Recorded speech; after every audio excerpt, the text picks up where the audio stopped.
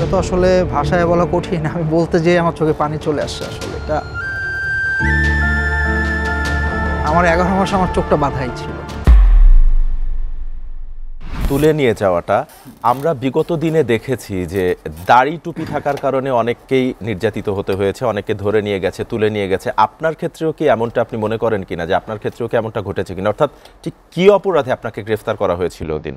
অপরাধ আমি কয়েকটা বিষয় আমি মার্ক করেছি আর কি। এর ভিতরে একটা তো যেটা আপনি বললেন, আমি আসলে তো জেনারেল শিক্ষিত।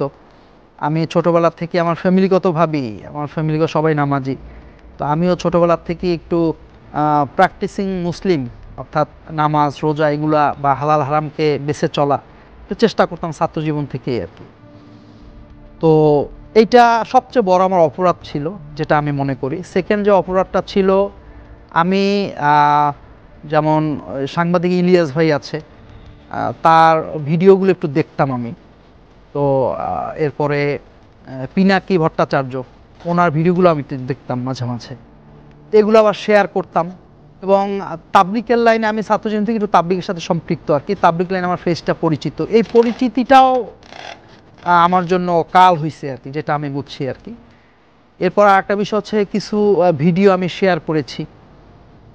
এরপরে আমি মানে কি টাইপের ভিডিও শেয়ার করেছিলেন? এই যে মানে পাশের দেশ আমাদের দেশ নিয়ে যে চক্রান্ত, বা আমাদের দেশকে যে আমাদেরকে গোলাম বানিয়ে, ভারত বিরোধী যে বিষয়টি। হ্যাঁ হ্যাঁ, এরকমই আসলে ভারত টাইপ বিষয়গুলো, বা ইন্ডিয়া আমাদের দেশকে যে গোলাম বানিয়ে রাখতে চায়, এবং আমাদের দেশ নিয়ে যে প্রোপাগান্ডা তারা যে করতেছে আস্তে আস্তে। এই বিষয়ে আপনি ফেসবুকে এবং ফেসবুকে আমি ভিডিও মাঝে মাঝে আপলোড করতাম, এবং আমি আমার বন্ধু বান্ধব যারা ক্লোজ সার্কেল আছে, এবং বিভিন্ন বয়ানেও, তাবলিকের বয়ানও, আমি ঘরোয়া বয়ানও আমি এগুলো একটু বলছি যে আমাদের মানে কি করতে চায় তারা, বা আমাদেরকে মানে তারা যে শত্রু ভাবাপন্ন মনে করে আর কি।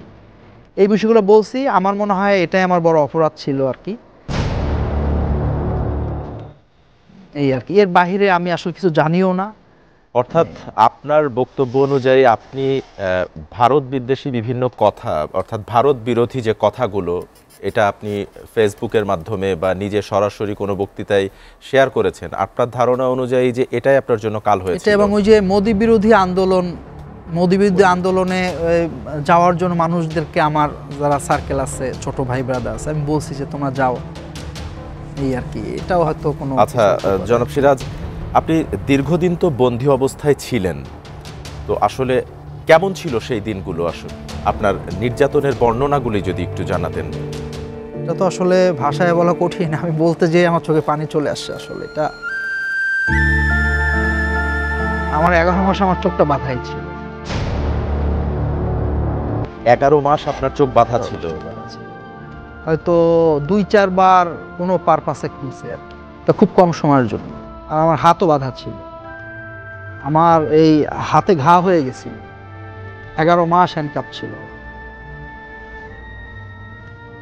তো কি বলবো, আমি কোনো ভাষা খুঁজে পাচ্ছি না, বলার কোনো ভাষা নেই।